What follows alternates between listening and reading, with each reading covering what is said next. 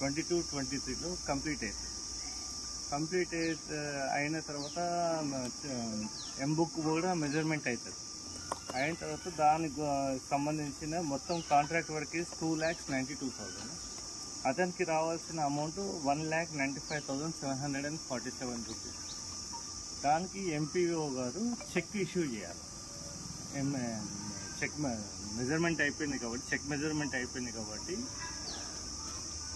as per the procedure he has to give check about 1,95,000.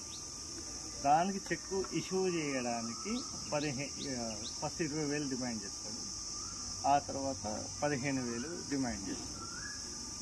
Demand చేసిన తేదీ వచ్చి 25/5/2025. ఈరోజు డబ్బులు ఇచ్చిన తర్వాత మేము రిటర్న్ అయిపోయి తదుపరి యాక్షన్ ఏమంటుంది? అమౌంట్ 15,000